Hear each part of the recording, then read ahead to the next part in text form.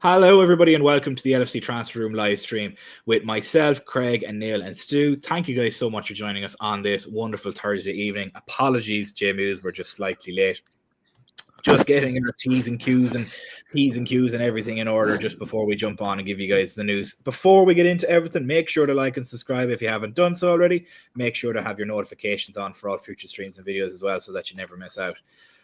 Lots of news to get into today. Obviously, Goal has reported at the moment that Mo Salah is currently leading the race in the Ballon d'Or rankings. Not that we really care about it unless one of our lads is winning it. But he's currently ahead of the likes of Lewandowski, and he's currently also ahead of the likes of Rafinha, who's currently playing ridiculously well for Barcelona at the moment. But Mo Salah is sat alone by himself. Oh, you're too kind. See, Craig, you don't look that bad. You're all right. Feel bad. We're all running with a bit of illnesses on the panel today. With poor Craig suffering from flu, with me suffering from food poisoning earlier in the week. Thankfully, though, it's balanced out with Anil and Stu, who are the pictures of health. Thankfully, but.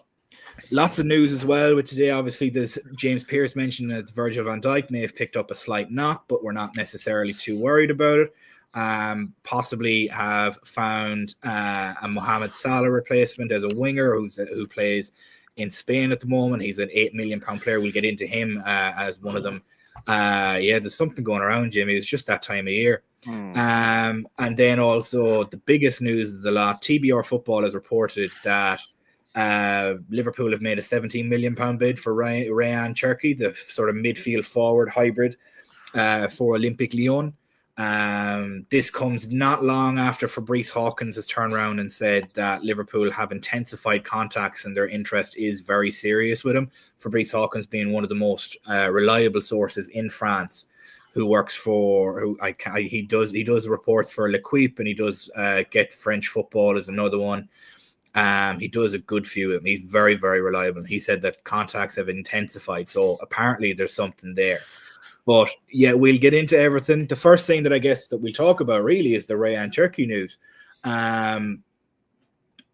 What I'll basically get into is, and Martin, how are you calling them cheap? Straight away, I just love to know why you're calling them cheap.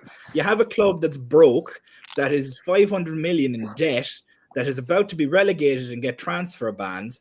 Why are we going to hand them all the money in the world for a player when we know they're desperate for money? I hope you don't run a business, because you'd be absolutely shocking. But with regards to that, Stu, I'll throw it over to yourself first on this. Okay. Rayan Cherki, he's played 150 games with Lyon at senior level already by the age of 21. He's very much similar in build to Harvey Elliott. He's about a 5'9". Harvey Elliott's a little bit shorter than that, but he's similar in a way. Harvey Elliott works harder. He covers more ground.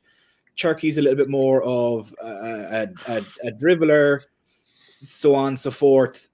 He's a really good passer, really good playmaker. Given the price that this could be got for, and the fact that there could be a move forced in January due to Lyon's situation. Yep.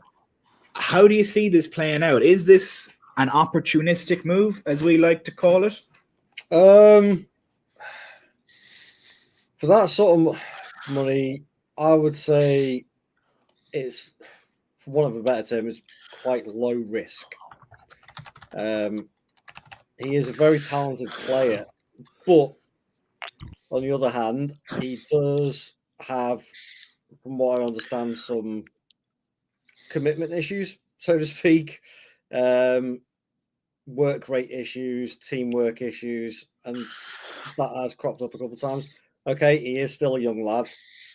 It could be one of those things where it's just a maturity thing more than anything.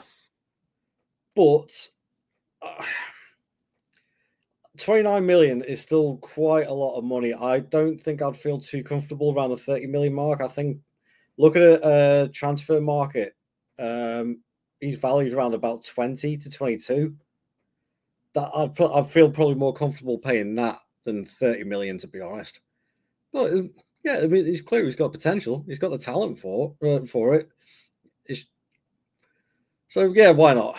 Why not? Yeah, I don't see why not either, realistically. Like, if it's an opportunistic one like this, where it's a 21-year-old up and coming, he's yet to play in the French national team. He plays a big part in the French under-21s.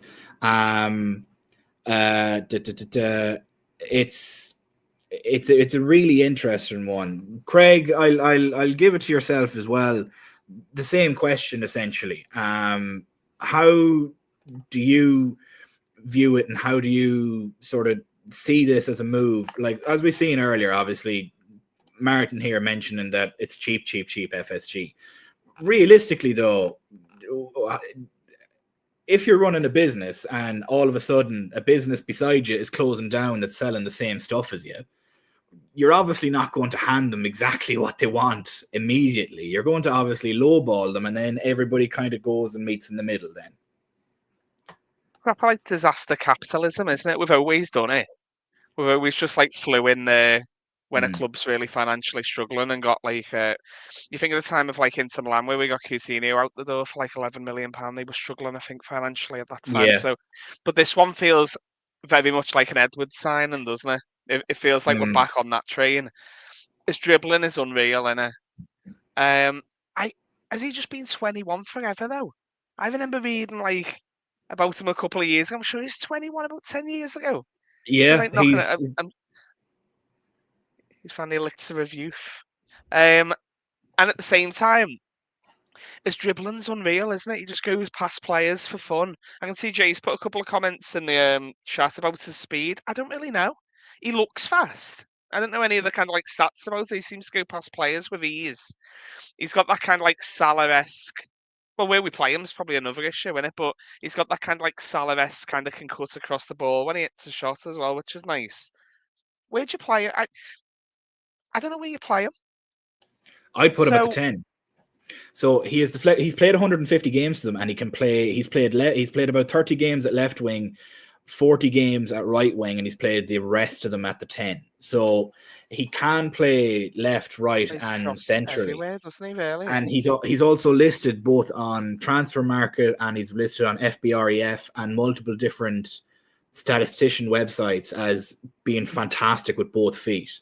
So yeah, he's labelled out as either he could play across that attacking midfield 3, but primarily as like a shadow striker or a right winger cutting in like Salah does.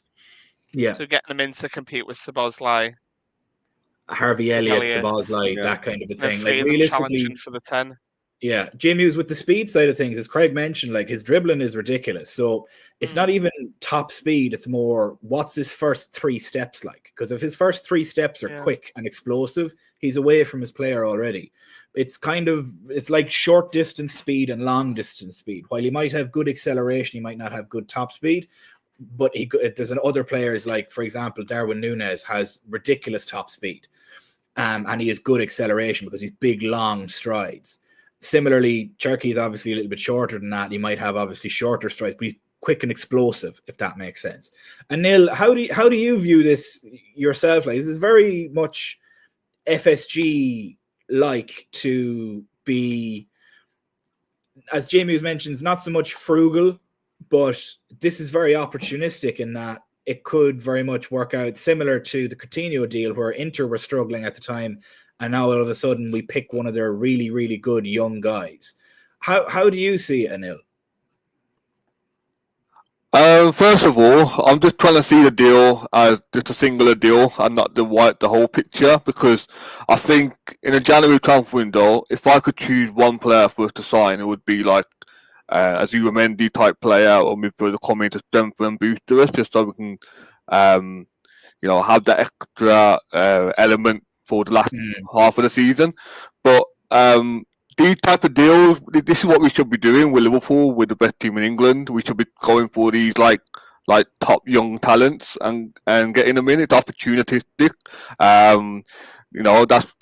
That's what we are now. We do opportunistic deals, don't we? So this Rayan Cherki, I really like the way he is. Just under eye, he's just a really cool player, exciting player.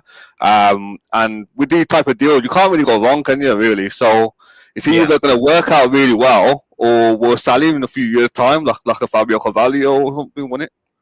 Yeah, it could very much. Like at the end of the day, if we go and we sign him, and all of a sudden he turns out to just increase in value and is okay over the next 2 or 3 seasons, and we sell him in 2-3 years for 60-70 million, it's grand. Like it all of a sudden now you've made 30 million profit on it. And he'll just with your mic, if you can you move it a little bit further away from your mouth, or is it kind of stuck there just a bit? Just it's very, there we go. That'll probably be a whole lot better when it comes to speaking on it. Just it was nearly deafening me there with how close you are, man. But no, other than that, it's good. I think it's just it might be just one of them things that is just too close. But I think you might be good now, man. But other than that, I don't see much issue with this at all. I'll pull up a couple of stats on him, Szoboszlai, and Harvey Elliott as the stream goes on. But just having a look through some of the comments here, we'll jump onto it because a lot of people seem to be asking about it as well. Like we see a lot of people here on Twitter asking, is Van Dijk injured? Is Van Dijk injured? No contract signed. Well, clearly you're a fan anyway, aren't you, Martin? Martin, please just shut up. Like this, it's not looking for a cheap way out. What do we spend in the summer? We spent 40 million in the summer, actually, if you kept a look on what we were actually spending. But look, you think what you want, Martin. We're not going to judge you for it. It's all right. We'll go with the slowest level of the class anyway. But we'll get onto it now with the Virgil van Dijk news, because he obviously left early. He left his international duty early. And a lot of people were like, oh, he's coming home to sign a contract. And other people were like, no, it's just rest. And it actually turned out to be neither. It seemed that maybe he picked up a bit of a knock. He might be suffering from soreness, muscle soreness. It wasn't necessarily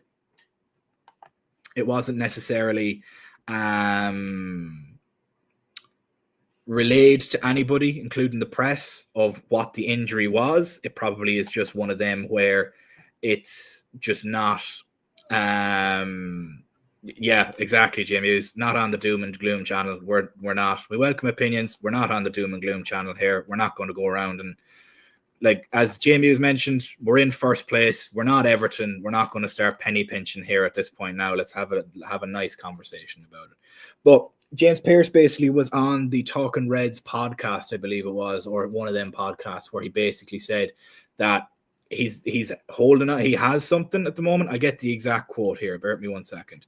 The Walk On podcast. So he said, I don't think there's anything too much to worry about. Pearce commented, suggesting a precautionary approach was taken. He hadn't trained fully. There's obviously a minor issue there that I'm sure Liverpool will be assessing in the next couple of days. Anil, do you see this as something to be worried about, or possibly just a precaution from how we have the next couple of games that are very important? Would you even start him against Southampton, or would you allow him the rest and then bring him back for Real Madrid? Hopefully the mic is better. I think It's fantastic now, actually. Well done. I think with Van Dijk, I think I saw what Coleman was saying, and he was saying something about how Van Dijk had played a lot of football with Liverpool, and obviously, you know, it's high intensity. So Coleman had given him that break, didn't he, and let him go home early. I know it could be down to an injury as well, but I think he had a couple of days now, so he should be okay to be in the squad at least against Southampton. And I think, as you were saying, it is Southampton, so I think we can win without Virgil. I would love to have Virgil in the lineup because it can more guarantee the win by having Virgil there. But you know, I think the most important thing is he's available and he can be part of the squad. So what we need with Virgil, we need him more for the Real Madrid and Man City games. So as long as he's fit and I'm starting for those 2 games, then I'll rest him against Southampton. But if he is fit, you know, I want him all 3 games. It's simple as that. Yeah, if he's fit, I would as well. But as you can see here, a very happy Liverpool fan has said that he'd obviously like him to rest against Southampton. To be honest, I could see Konate playing and either a mix of Gomez and Kwanzaa playing. I don't like Southampton have conceded. Southampton have scored 1 more goal all season than we've conceded. They've scored 7, we've conceded 6. Their attack is woeful, and I think they've conceded something like 30 something. Their goal difference is like negative 27 or something like that. It's madness. So if you have Salah and FPL, might be the time for a triple captain, because they've conceded 57 goals down the right hand side in the last 12 months, and that's Salah's side. So it's nuts. Like, Stu, do you see this as much of a worry in regards to Virgil, or have we kind of been lucky with how it's landed that it's Southampton we're facing next, or is it one of them that we're going to need to monitor now throughout the Christmas and possibly sort of reinvest in January with a centre back? Well, firstly, for this weekend, banking on Salah for a hat trick, I'm going to put a bet on for that. If he's going down that side and they're conceding that many goals, I'm having it. Van Dijk, if there's any sort of niggle, I don't see the point in risking him. At the end of the day, he is vital for our season, and you just don't want to take any risk. Southampton, all due respect to them, they will still give us a good game. They played very, very well at home this season. And I think they have been a little bit unlucky, but then again, the stats don't lie. They aren't scoring any goals and they're conceding a lot. Yeah. So if there was ever a time for a niggly injury and just a little bit of rest for Verge, this is the game. We have more than capable cover in @𝗢𝗟𝗬, Quansah, and Gomez to fill those two spots. More than capable. So, to answer that, I mean, at the end of the day, we got Madrid and Man City. After that, I would much rather Verge be available for those two games than lose him through a niggly injury that could have been avoided against Southampton. Yeah. That's where my perspective is on it. No, I completely agree with you. And another point as well, just looking on Twitter here, Harvey Elliott looks like he's going to be back in the squad for Sunday. Oh, yes. Beautiful. That's absolutely fantastic. If he's back in the squad on Sunday, that's going to be... That's why I think the Rayan Cherki move is actually a really good one, because it gives a 3-person rotation for that 10 and also gives 2 more people now to rotate in with Salah if needs be on that right wing. Yeah. Which then also allows Curtis Jones and McAllister and Dom and Endo and Morton to focus those 5 players on rotating in the CDM positions. And now all of a sudden you get one more piece added to that, and another if it's Rayan Cherki. And now all of a sudden your midfield is 6 players deep, and then you have Trainioni that's going to come in, and then you have the likes of Stefan Bajcetic that's due to come back. And you have James McConnell, who's now in training as well, and Jayden Dans was in training as well, which is monstrous, realistically. So it's good. I'd like to see a good few minutes for Harvey this weekend. It'd be really, really good. And Oliver, I really hope I haven't jinxed us, because I'm going to be captaining him. I might even triple captain him. I'm currently first in our league within LFC Transfer Room. So if I triple captain him and he fucking blanks, I'm going to absolutely swing myself out the window. Craig, are you worried about the Virgil van Dijk injury? Because, as Stu said, if he even has a little bit of a niggle, sit him. There's not much of a worry about it, because while there's two trains of thought here in regards to this. You beat, like, City have to play Spurs at the weekend. They drop points there, even if it's a draw, and then we beat Southampton. All of a sudden, we're sat 8 points ahead of them before going to face them at Anfield in a week's time from that. That, like, you're also looking at that, like, how concerned are you about this? Because realistically, leaving the Aston Villa game, he didn't look all that in discomfort, is probably the best way to describe it. How do you feel about it? It's going to be a hindsight one, isn't it? So, like, is it being kept a bit quiet because it's more serious than it is? And then it's all kind of like doom and gloom, which seems to be a bit of a theme today, doesn't it? Or is it kind of, is he all right? And that's why we're just kind of considering resting him anyway. I don't think we should feel comfortable enough with the squad depth that we can get past Southampton without Van Dijk. Yeah. As you said before, they've scored one extra goal than we've conceded all season round. I'll tell you now in a moment. I'm going to pull up the actual table here And I think it's in the Premier League alone. I'll have a look at it here now and see the goal difference. So Southampton have scored 7, conceded 21. They're on negative 14 goal difference. Liverpool have scored 21, conceded 6. So we've scored as many goals as they've conceded all season, and they've scored one more goal than we've conceded all season. And there's a 29 goal difference between our goal difference and their goal difference. Like it should be night and day difference now, but it also has all the elements of a trap game because it's an away fixture. 0-0 going into the last 10 minutes all over it, hasn't it? We should feel confident having like Quansah sitting at the back next to 𝗢𝗡𝗟𝗬, like for what they can bring. The way Southampton kind of game manage as well is just unreally. I'd say absolute carbon like opposite of Arne Slot, isn't it? It's like whenever they're in a position, when they're ahead, I can't remember who they played the other week when they were 2 goals up, threw it away with 10 minutes to go, wasn't it? Who's that? Who was that? Who did they play last when they were like 2 up, and they kind of just threw it away literally with minutes to go? Southampton. Oh, Leicester. Yeah, Leicester. They were 2-0 up at 80 minutes and ended the game 3-2 down. That's right. Yeah. So they push high so much, and I don't think necessarily. I mean, obviously Van Dijk is like one of my favourite ever players, but I don't necessarily think that he would be missing that much in this type of game. This is going to be the type of game where hit them early, hit them hard, get them 2 goals down, the confidence just goes.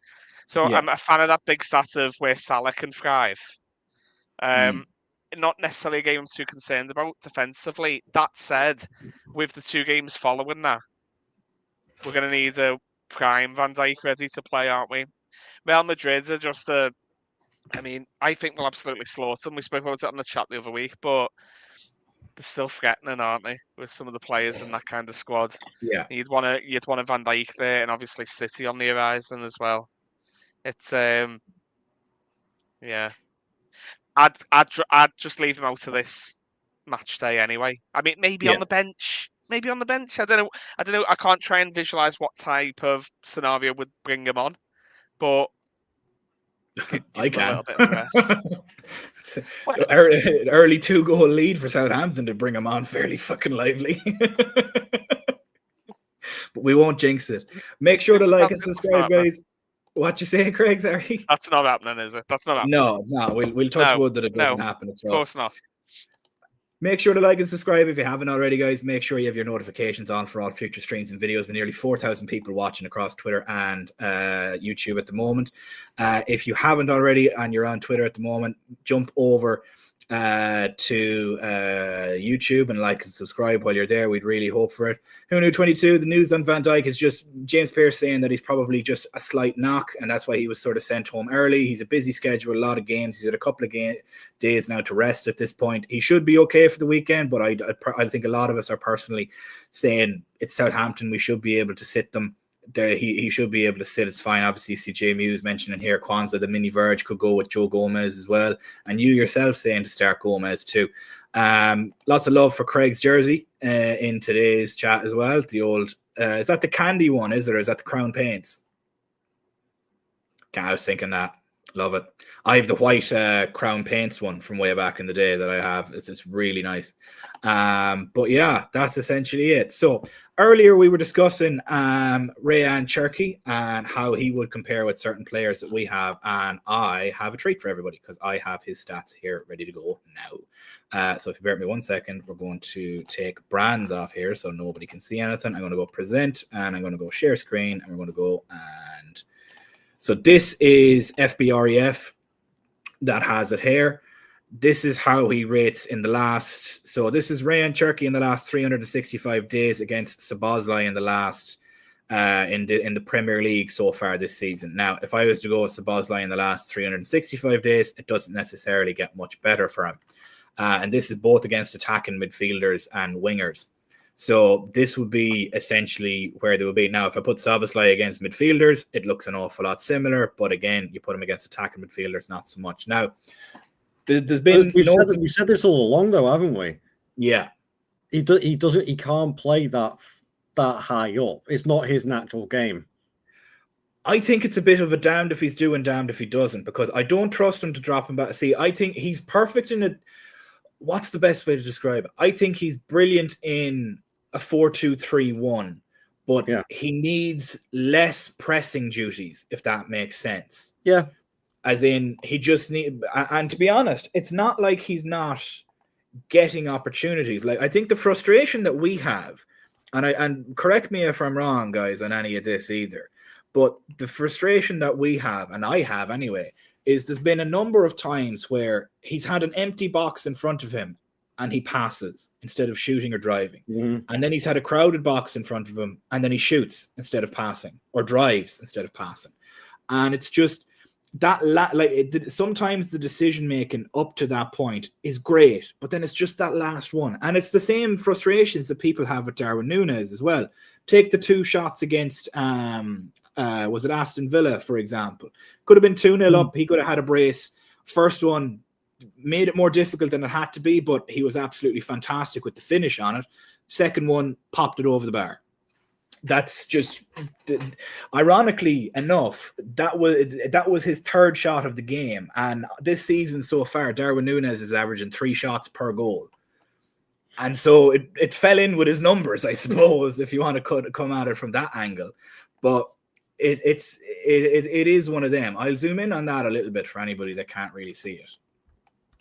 So in the red, obviously, we have Szoboszlai, and in the blue, we have Rayan Cherki. Now, looking at it, they look like they're 2 different types of players. It's he plays for U22. He plays for Lyon currently at the moment.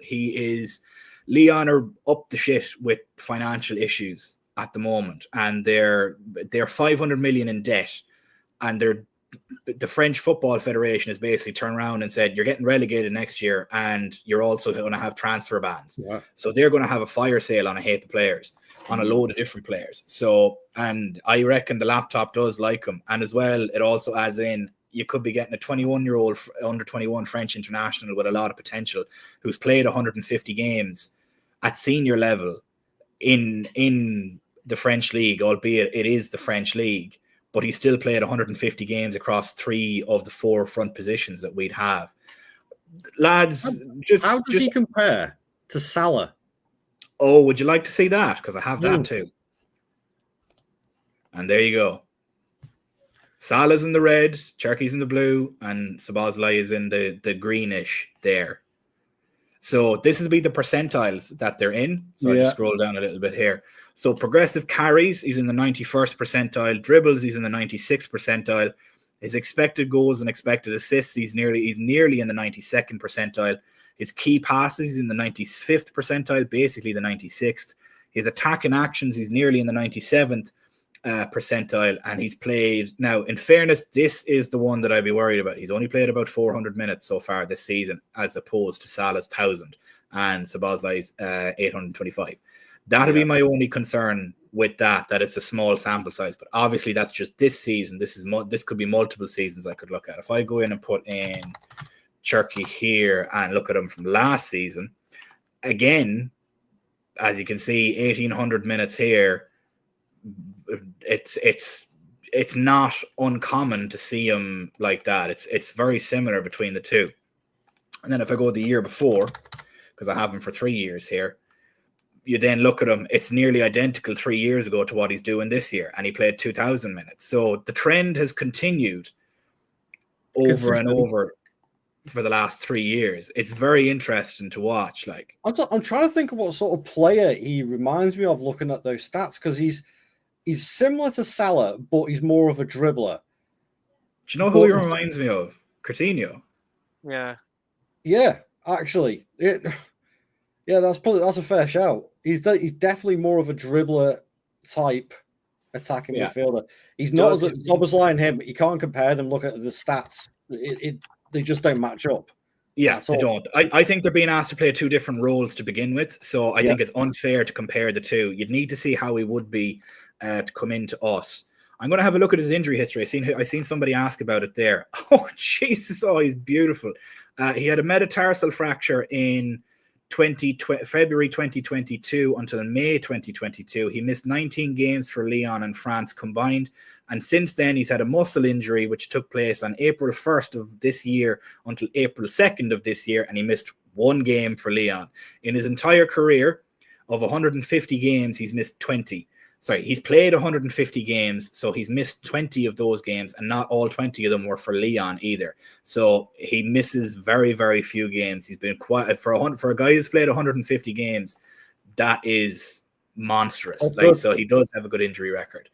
That is good.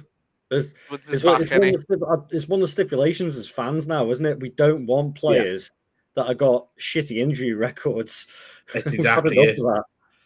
And Neil, how do you, looking at the numbers that were there, man, how do you view it? Like we've seen here, obviously, if I go and I share back with this tab where it's obviously Szoboszlai in the red, and then we have Cherki here in the blue. It seems very much more, as you see, he progressive passes, progressive carries, take-ons, touches.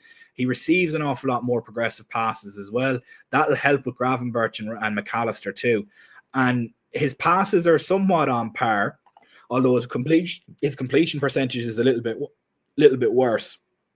But then you come to the creation side of things with his shot creating actions, assists, and expected goals and assists. It seems like he is an attacking midfielder who's just brilliant on the ball and can break down teams with his dribbling. How do you view it, and how do you see it? I think stylistically, he looks good. Like got a lot of good attributes. I just wonder, do you think he could be like our version of Odegaard? You think he could play that kind of role for us? Oh, do you know, that's actually a really good shout as well. That Stu, you were asking what player does he remind you of? So all of a sudden now, comparison. That like between Coutinho and Odegaard, they're two very, very good comparisons. I think Odegaard might be more physically imposing, purely from a build standpoint, but that's a really good comparison. He could be that sort of unlocker of the midfield. That's a really good shout. That I could see that. Yeah, because I was just thinking, like nowadays in football, you don't really have like a number 10, do you? So a lot of the number 10 either adapt to like a winger role, or they're playing like a midfield 3. So that's why I'm just wondering if Cherki could maybe do that for us. I like him like on the eye. He looks beautiful to watch. Like he's quick, he's silky, got flair. You know, he can beat players. So those type of players are always welcome to me. And if you think about Coutinho, when we did sign him from Inter, he's got a lot more experience than Coutinho did at the time. So I think we're getting a bit more finished product compared to when we got Coutinho from Inter. I'm not looking at too much of the stats because obviously he's only 21 years old. And his end product's probably not there yet. Yeah, and the French league as well, And his end product obviously not there yet, but he's got such a big potential. And you know, this is what we should be doing. As I said before, we should be signing these top young players who've got really high potential. So I'm all for it, to be honest. The one thing that I like looking at is the shot creating actions. This is the one that's the big one. 98th percentile for the shot creation actions. This is per 90. He's 6.5 shot creation actions per 90.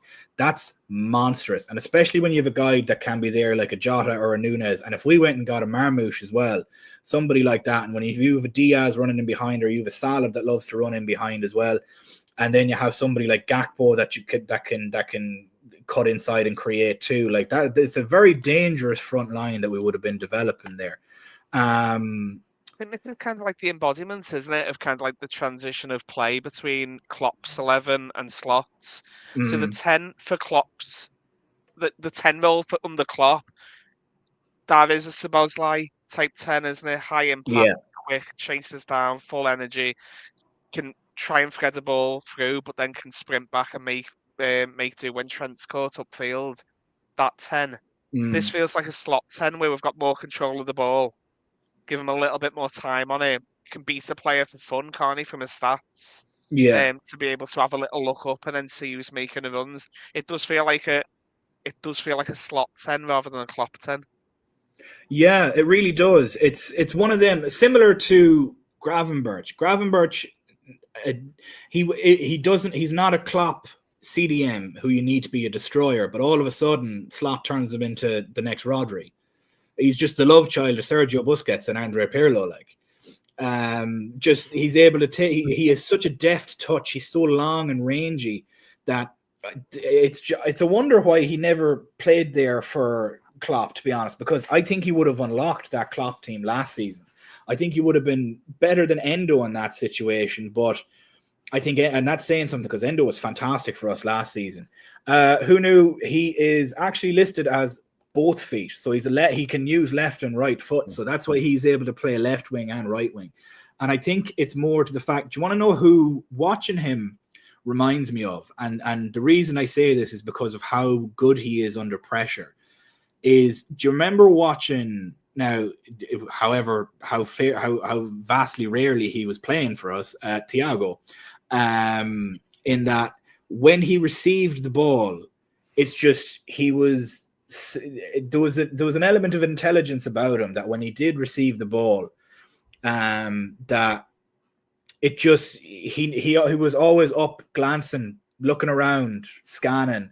He knew where people were going to be. He knew where everybody was going to go, and he wasn't necessarily pressured because he could kind of feel the pressure before the man arrived. And the way that I see how Cherki kind of dribbles with the ball, because he's not a big physical presence, similar to what you said, Craig, about him not being a Klopp 10, but he's a slot 10, whereas he creates his own space by moving with the ball than moving without the ball, is probably the best way to describe it. I'm going to pull down these sharing tabs now. We'll get everybody's face back up here. Beautiful. So that's the way that I view it. I think it could be very interesting to see if this does come to fruition, because it really picked up speed in France at the moment. And a lot of people, some people obviously at the start of this were like saying, oh no, we need a DM and oh, we need this and that. I think signing Cherki could provide more rest to those in the DM position. Because if you want somebody that's your runner and your tackler and your ground runner, all of a sudden now you play a midfield three of Rayan Cherki, Ryan Gravenberch, and Dominic Szoboszlai. And now you have two lads there that are over 6 foot tall that will eat ground up. And if you want Dom to run and tackle and press and everything, now he's there in a position that he can do it. It's an interesting one.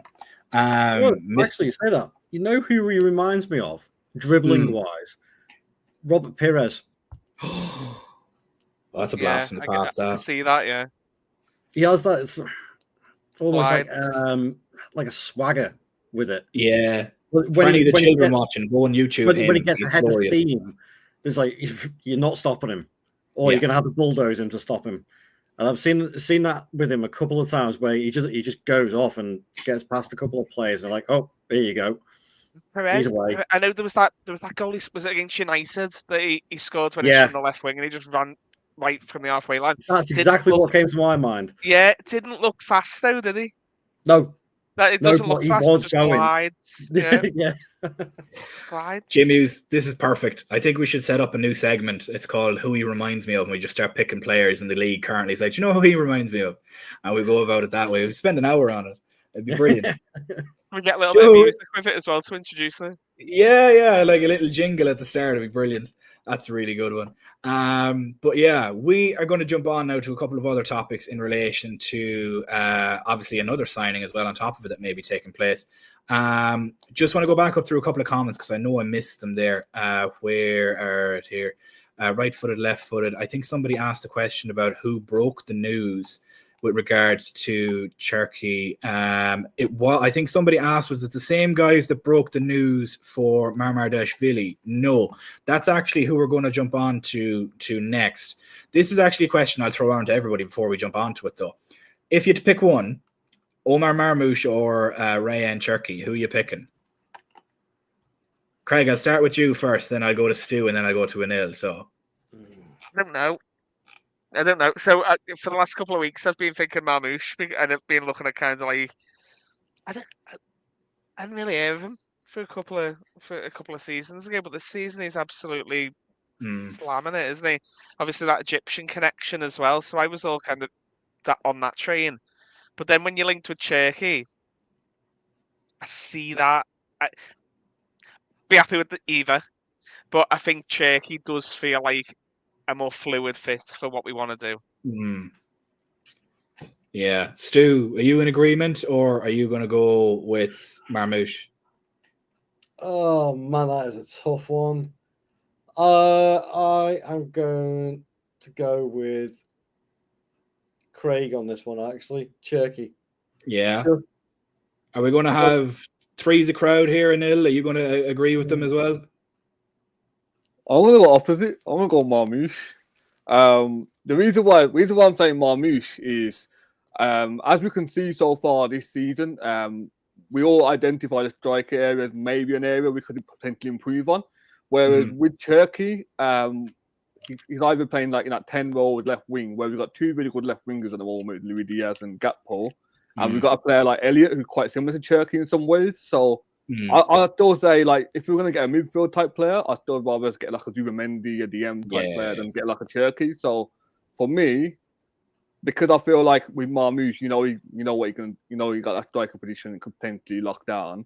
I'd rather just get Marmoush. He's on fucking fire at the moment as well, and he's calling for jokes and stuff, free kicks and everything. So yeah.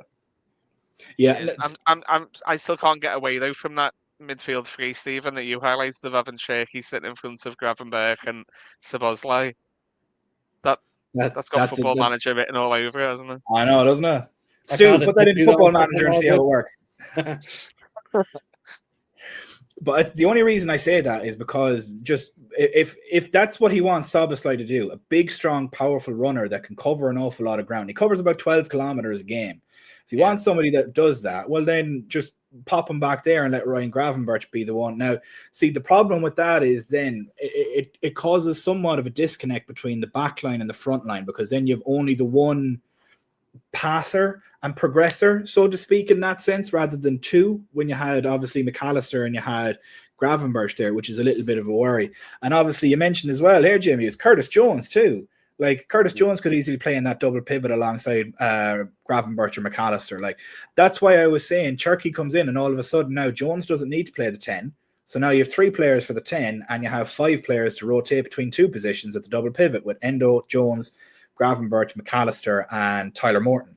Now all of a sudden you have a midfield depth of 8 players for 3 positions. Like, you're fairly handy then at that point. And then you have multiple players that can play across different positions. You have Darwin Núñez that can play across the front 3. You have Cody Gakpo that can play left wing and striker. You have Mo Salah that can play striker and right wing. You have Diaz that can play right wing, left wing and striker, apparently. Bags a fucking hat-trick from there. Like, and then you have Harvey Elliott plays right wing and 10, or he can play an 8. You have Rayan Cherki, if he does come in, he can play a left wing, right wing, or a 10. You have Szoboszlai left wing, right wing, or a 10. You have Gravenberch, who can play a 10 or a 6. You have McAllister, who can play a 10 or a 6. Now, all of a sudden, it's positionless, and you don't know who you're meant to pick up. And it's fantastic to have. It's a fantastic problem to have, looking at it. I think you're talking about Mamardashvilli, who knew there, rather than Marmoush. Marmoush is the striker.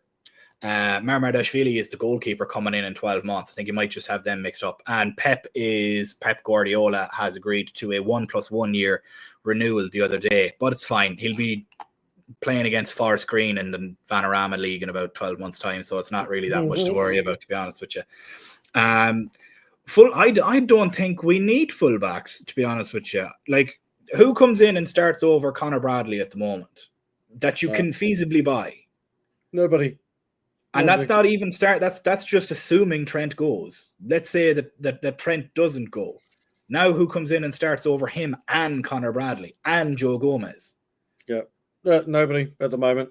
Conor Bradley was in La Liga and he had a 60 million price tag next to him. We'd all be absolutely craving for him. We'd be drooling over it. Oh, yeah. And similarly, on the left-hand side at the moment, that's maybe where we could see some fine-tuning. But the way that I look at it, and I was listening to the Anfield Rap earlier, and the way that they were discussing it was quite apt. Kerkez is a good shout. I like him. He is. The player that I kind of fallen in love with, though, is Carreras with Benfica. He's monstrous.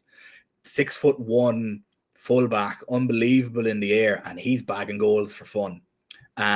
He's scored 4 in his last 5 for the club, which is nuts. That's From that's left back. Guardi- as a left back. Bloody hell. Yeah, that's Vardiol numbers, like, and he's a big 6'1" guy, so he's already got a couple of inches taller on the likes of Robertson and Tsimikas.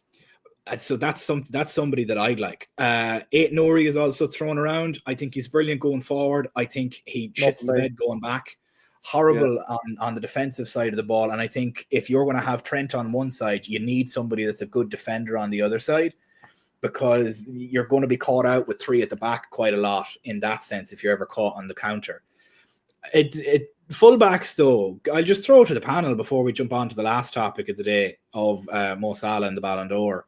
How do you guys view it? And Neil, how do you view the fullback situation at the moment, both right back and left back? I'm pretty comfortable with it for the rest of the season, and then address it in summertime would probably be the best way that I'd look at it.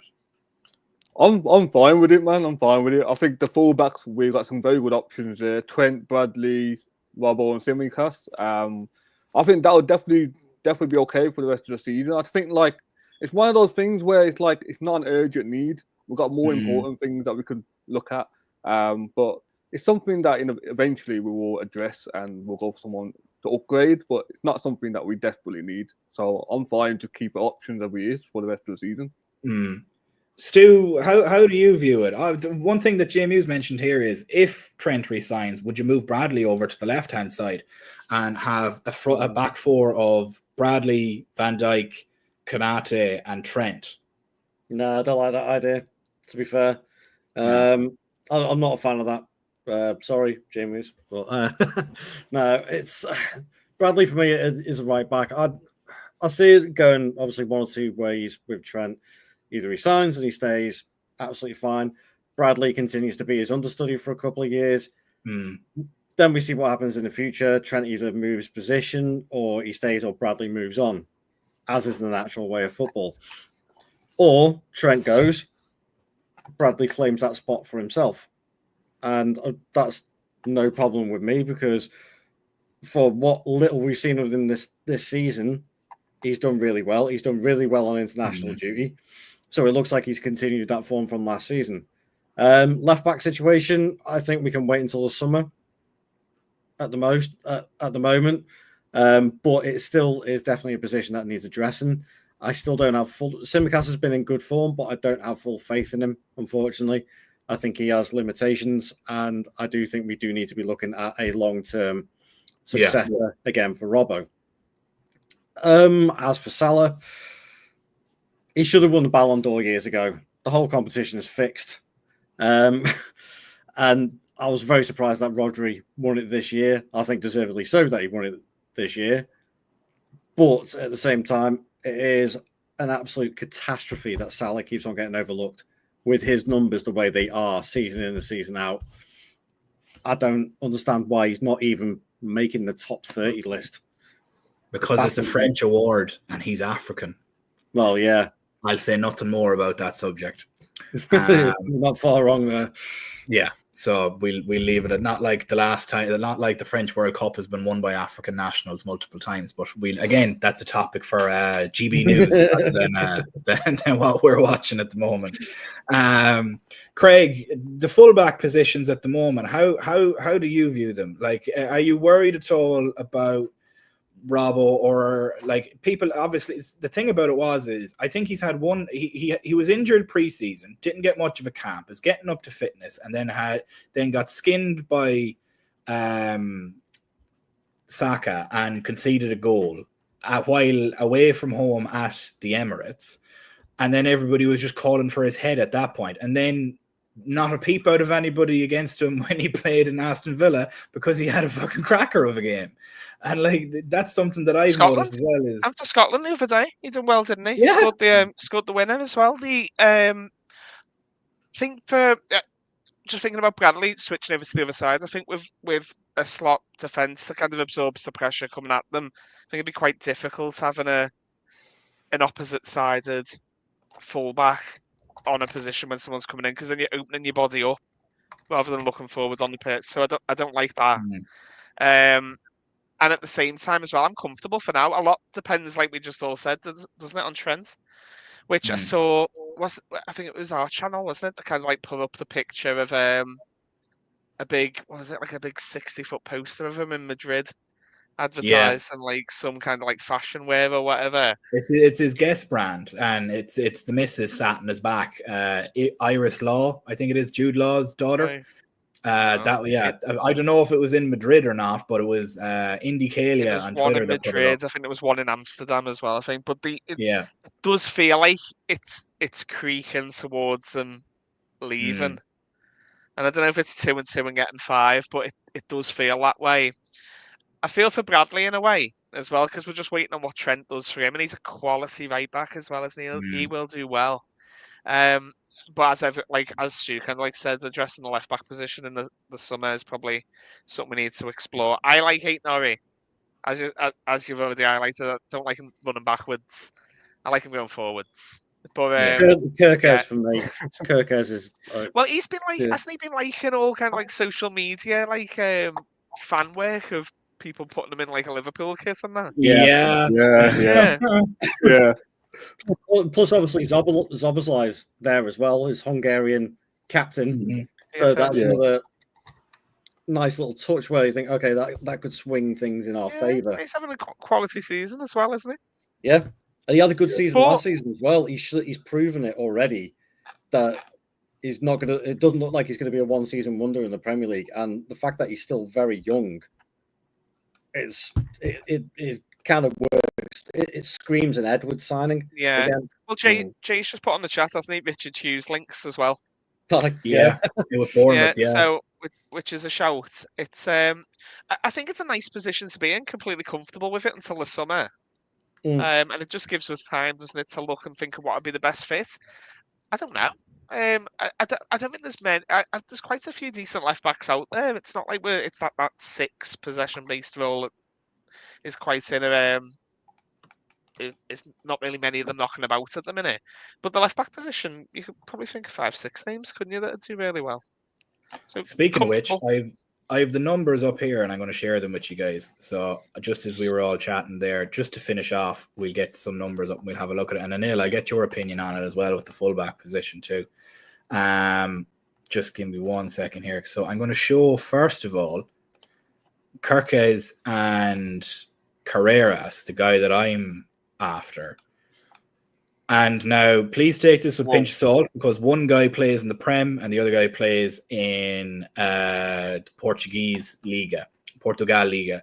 So just take that with a pinch of salt. Now, in saying that, one guy's 6'1" and is rapid as fuck, and the other, but again, Premier League, Portuguese League, let's weigh them up and make sure you have a handicap placed on this. But that is how Carreras measures up. And then if we take it, what I'll do is I'll get 𝗢𝗚𝗟𝗬 and throw him in here as well. Rayan 𝗢𝗚𝗟𝗬, and we put him in here too. We'll bring him down here once this loads up for me. So there's 𝗢𝗚𝗟𝗬, and we'll compare him to Milo 𝗢𝗚𝗟𝗍, and then we'll compare him to Carreras. And it seems that it's one person is standing out over the lot of them. And if I go and take a look at all three of them side by side in 2024 alone, this is how it works out.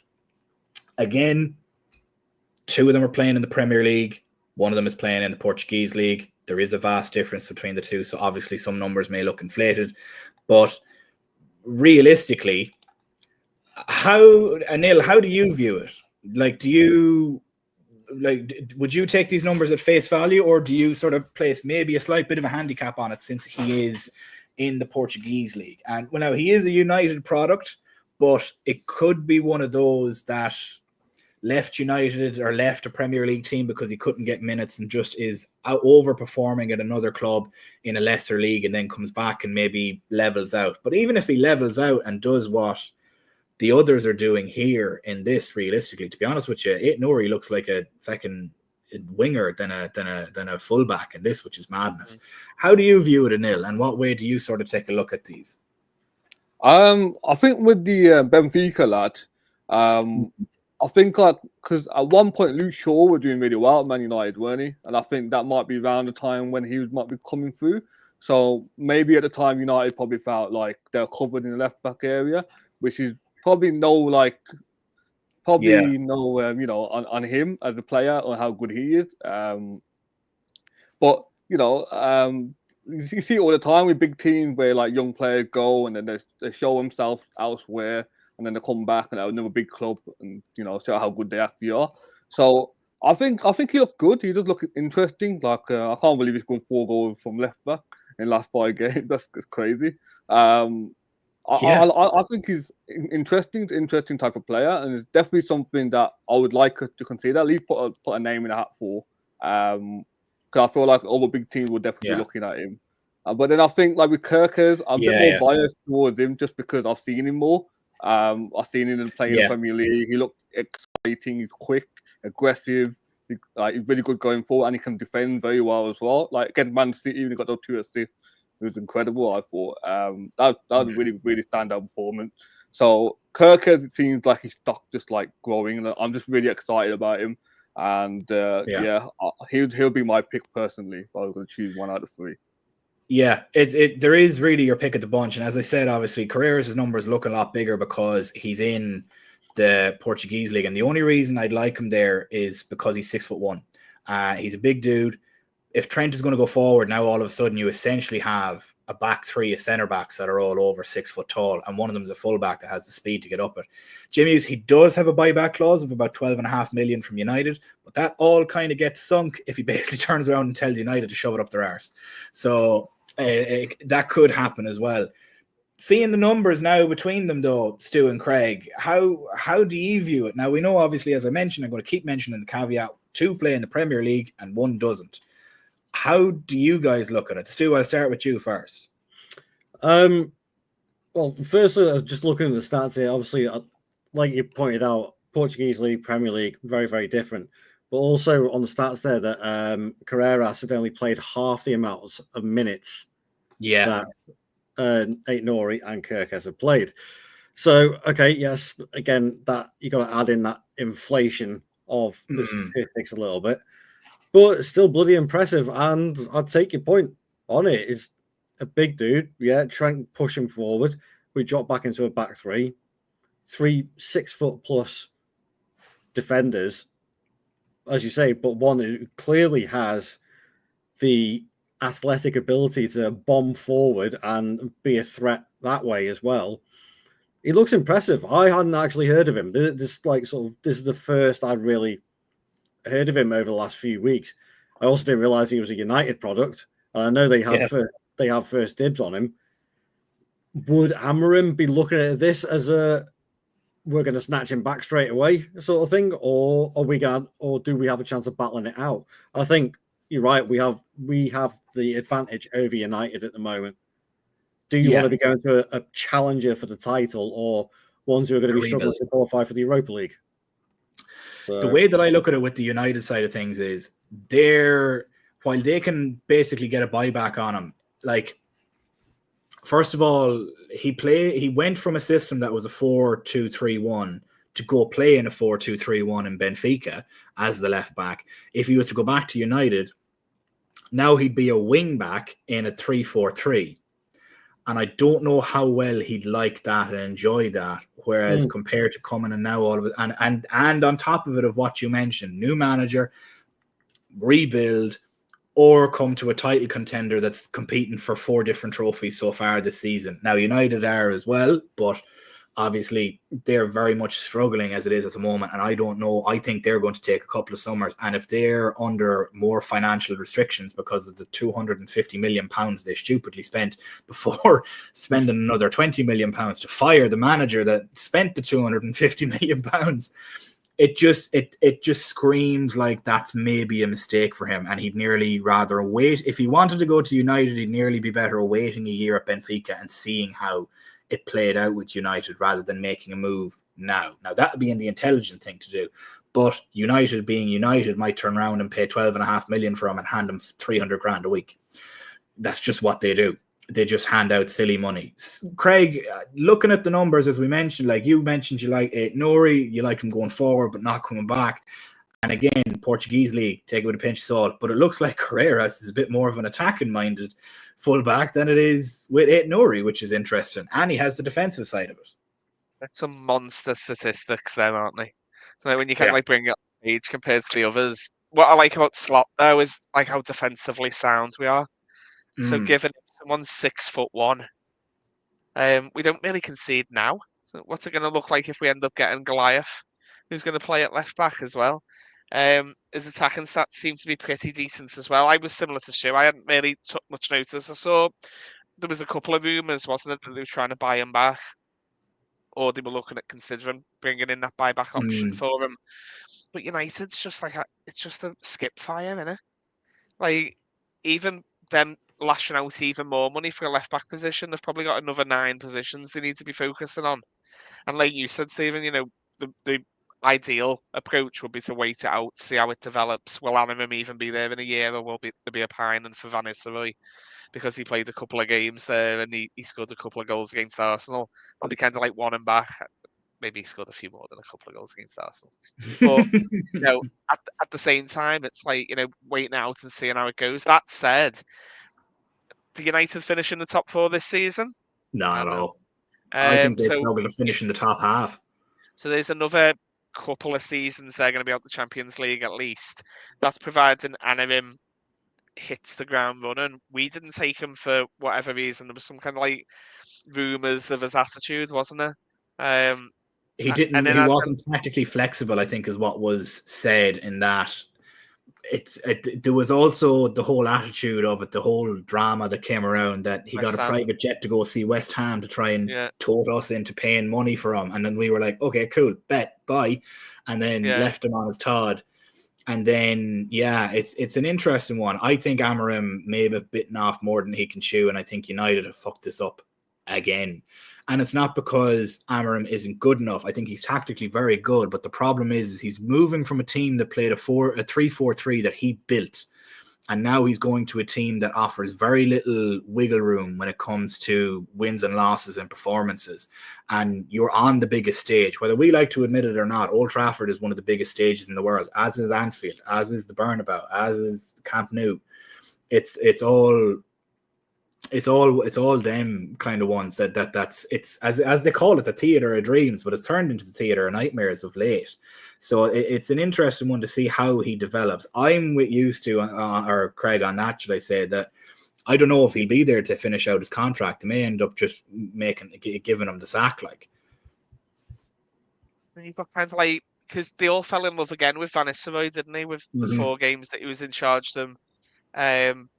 Did they really play anyone in them games? They got the draw against Chelsea, I think, during that time. But there was obviously like a pine in there. I was listening to TalkSport on the way home the other week when he announced that he was leaving, and he was talking about, you know, was he merited enough now, Van Nistelrooy, to walk into another Premier League club? And you're like, has he? Didn't he get the Coventry job, or did he apply for the Coventry job? Well, Van Nistelrooy, he did apply for it. Yeah, and didn't get it. Nope. That, and like you say, Stu, I'd love to agree with you on that, but he has a release clause of 43 million. So it's either they're getting him for that or we're getting him for 43 million. And I think that's now there could be something done in regards to that, but they could just be cunts about it and just say, no, we're going with the 43 million. And it might just be that. And to be honest with you, if we went and got a new left back and an attacking midfielder for 74 million quid, you're fucking laughing at that point. And if both of them happened in January, you're sat there and you're like, oh yeah, we're winning everything. But as I said, I don't think it'll happen to the summer. Sorry, Craig, interrupted you there when you were going on. I was just off on one. I was just going off on one. Feel free, but at the same time, it's like, you're right. Will he be there to see out his contract? I don't know. I don't know either. It's such a toxic place, isn't it, at the minute? Four defeats on the spin, and then suddenly it's a bit like missing out on Champions League. Then there's the financial elements. They're run by, who even knows who runs Man United at the top now? At least we've got that kind of like clarity around what works. Yeah. I don't know if I was how old's Carez? Is he 21? 21, I think. 21, yeah. So 21 years old, knocking on the door of his prime for like a fullback in a couple of years' time, and you want to go to a club that's a bit of a dumpster fire outside the Champions League. they can't keep a manager longer than the butter that I've got in the fridge. I don't know if that's necessarily the best move, as opposed to look what's happening with Slot now. Yeah. We're building on what was already a very, very strong squad. Yeah, the only thing I'd say with United is they made a right move in moving their transfer philosophy towards the back room rather than the manager. And it's a head coach now, it's not a manager. So they've taken a step similar to ourselves, which I think is a smart move. But the problem is it's kind of like trying to call the fire brigade when the house is already burnt down. Yeah. The damage has already been massively done. They've Rashford on silly money, Bruno on silly money, Casemiro on silly money, Harry Maguire on silly money. And all these guys are going to end up going for nothing by the end of their career, or they're just going to continue to re-sign them and they'll just retire at the club. And that then eventually snowballs because you're like, we can't go and buy this guy because we're paying fucking slabhead over here, Harry Maguire, 300 grand a week. And he's on 20 million a year, basically. Like, Harry Maguire is on the same money as Salah, I'm nearly sure. To put that into perspective, that's He's what got a good agent. I'm nearly sure he's on the same money. Hold on, I'll check it before we finish up. He's got a fucking good agent. It's because of the fee. The fee that they paid. Like, they were like, oh, we're just signing our new Van Dijk. And we were like, yeah. United are fucking stupid as right there. They're fucking stupid. So would you like to see United's current payroll? I lie. Harry Maguire is on 190 grand a week. He's not on Salah's money. But Harry Maguire is on nearly as much as Virgil van Dijk. I'm going to show you.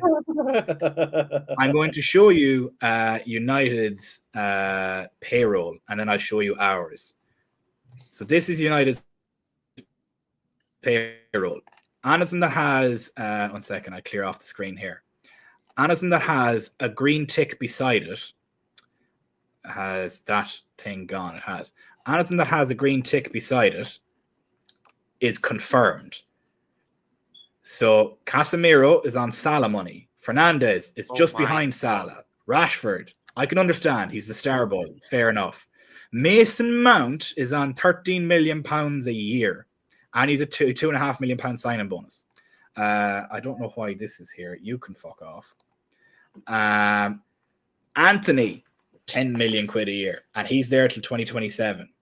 Casemiro's there till 2026. These guys all have multiple years left. Harry Maguire has 1 year left in his deal. He's going for free next year. He's going for free at the end of the season. He's 31. They spent 80 million quid off him, and they're still probably paying it off.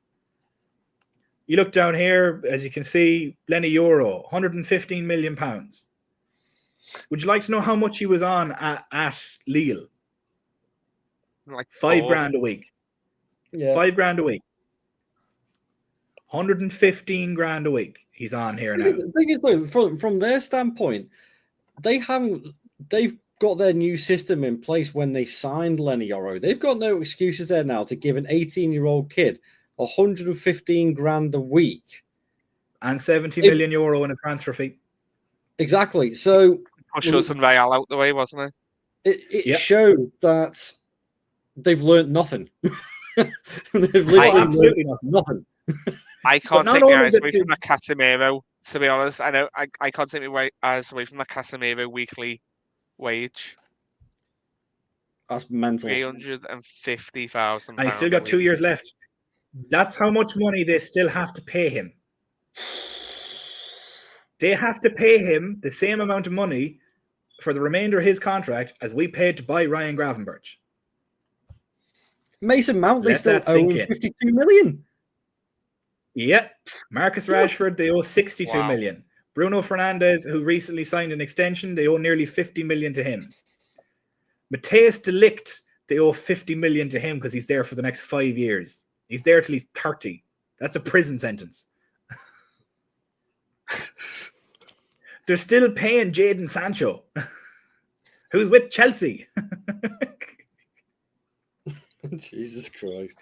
Now, what we'll do is we'll go and we'll have a look at Liverpool. Just to finish off the stream, we'll go and we'll have a look at Liverpool. Look at this. This is beautiful.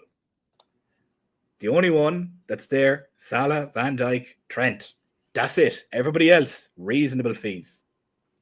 Reasonable fees. There's the only three there. Rob, it's beautiful. I definitely expect. Okay, I think we got a little bit fleeced initially when Gravenberch came in on 150 grand a week. But looking at he was it on now, 150 grand at Bayern already. That's why. But So, looking at it now, that's actually quite Oh good. yeah, it's a steal. We all knew there was a player there. Yeah. But I would fully expect 𝗢𝗚𝗟𝗬 and Diaz to be jumping up that list. Yeah. Yeah. Oh, Diaz definitely. But Jones, the reason why is well, Diaz yeah. was on only like 4 grand a week where he was. So the jump from that to this is monstrous. And then similarly with 𝗢𝗚𝗟𝗬 as well, he was only on a couple of grand a week. I know, we cry. And now he's on 70. He's probably going to end up doubling that, and Diaz is probably going to double that as well. And that would be grand. Like, it's one of them that really could go for it. And now, do you really want to see something eye-watering? Hold on until I show you this. Real Madrid. No, Man City. Oh my God. Their weekly payroll is 4 million quid. Their annual payroll is 201 million quid. Kevin De Bruyne, 400 grand. Haaland, 375 grand. And so they owe Haaland and his release clause is there. You can see it. All this is confirmed. Like, this is what they've reported for their finances. Jack Grealish is on 300 grand a week. Jack fucking Grealish. No one talks about that enough, you know. He went for 100 million to Man City. 100 million and he's on 300 grand a week. And they still owe him 50 more million quid. But I'll show you, Real Madrid is actually quite fine. You wouldn't believe it, but Real Madrid is we go salaries, go club, and we go Barcelona is actually eye-watering. If I go to Barcelona now, it'll show it in euro, but this is genuinely chronic. Look at Robert Lewandowski. That's about what, £500,000? If I change it to pounds, it's about £500,000 a week. I change it to You name the stadium. That's nuts. Like, there you go. Frankie De Jong is on 300 grand a week. Ansu Fati, who's 21 years old, is on 220. He's on Van Dijk money. Ansu Fati is on Van Dijk. No way. We'll go look at Real Madrid because sure, why not? While we're here, we'll go and we'll take a look at Real Madrid if it'll load up for me. No, it's still trying to load the Euros. So we'll go hold on here. We'll see if we can get Real Madrid. We'll go back. Because Real Madrid is similar. You'll get to see Jude Bellingham's money and what he's on because he's on stupid money. And Mbappe's money too. Real Madrid. So hopefully this loads up here now. Kylian Mbappe, 600 grand a week. David Alaba, 430 grand. Vinicius Jr. and Jude Bellingham both on the same money. Federico Valverde is on nearly Salah money. Courtois, you can understand that, and Valverde, you can understand that. Look, you get it, but I don't know how Mbappe is earning that fucking money. It's unbelievably stupid. And then you go down and you take a look at the likes of and that's why I'm saying, like, that's why all those links with him to us, I'm like, bury them. He's not coming. He's not going to turn around and take a 100 grand or a 40 grand a week pay cut to come over to us because he's doing shite there. And then you have the likes of Modric is only on 200 grand a week. That's euros, by the way. Brahim Diaz, Arda Güler is on more than 𝗢𝗚𝗟𝗬. Wow. Brahim Diaz is on the same amount of money as Darwin Núñez. Jay Muse is asking for Chelsea's. Okay, we'll go and we'll have a look at Chelsea now because that's actually a really good one. And Chelsea's one isn't. I'm quite intrigued to see this one. Chelsea's one isn't that bad. What you need to look at though is the years. These are prison sentences. So if I scroll down here and you look 4, 3, 5, 6, 5, 8, 4, 3, 7, 7, 9, 7, 4, 4, 7, 5. Enzo Fernandez, 8 years. 6, 5, 5. Yeah, Enzo Fernandez is there for another 8 years. 75. They owe him another 74 million quid. Jesus Christ. Yeah. Where's Cole Palmer? Cole Palmer's there for another 9 years. He's owed 60 million quid. That's a prison sentence. Where's We scroll down. Mudryk on there? He is. I'll see if I can find him here. Mudryk, 100 grand a week. He's there for another 7 years. They owe him the same amount of money that we paid for Gravenberch. Levi Colwell's there for another 5 years. Let's see. Look at some other ones there. Romeo Lavia there for another 6 years. Sanchez is there for another 6 years. Madueke is there for another 6 years. Mudryk is there for 7 years. Yeah, Reece James is there for another 4 years. I can't believe he's only 24. He's like I thought he's older than God himself. Like, see, their average age is quite young, which is madness. Like their total annual payroll is actually like it's 171 million. Ours is less than theirs, but it's their years that's the really concerning one. Yeah. Like I'm 100% convinced they're going for a transfer ban. Like that's just the way that it is. Right. We'll stop sharing that now because we've gone well over the hour at this point now. So we'll get everybody away for their tea or whatnot. I hope everybody enjoyed that browse around the finances of Premier League Spanish clubs. I do always enjoy that. And people say, oh, well, let's get this guy from here. I immediately go to that site, which is called Capology. And that site has everything. And anything that's with a green tick, that means it's been confirmed and it's what's been reported. So you can look at that and immediately go, oh, okay, because I could go back and look at what Gravenberch was on when he was with Bayern. And I'm like, okay, I can see he was on like 120, 130 grand with them. So really, we only offered him 20 grand a week more to join us than what he was on. And that's all it took to convince him. So in that sense, while I agree with you, Stu, on without looking at it from the inside of it, that the 150 grand a week last season might have seemed like a bit of a stunt. Where if we got him from Ajax, we're paying him 75 grand a week and not even a penny more. It's because he went to Bayern and now that's the fee we have to pay, unfortunately. Just before we finish, did you see there was rumours last year when we were linked with Frankie de Jong? And then you kind of look at that salary and you think we're not linked with Frankie de Jong. That's what cools a lot of the transfer rumors for me. I go and I look at the salary and I'm like, okay, I could see a transfer fee work, and then I look at the salary and I'm like, yeah, it's not happening. Yeah, straight away, and doesn't fit our model.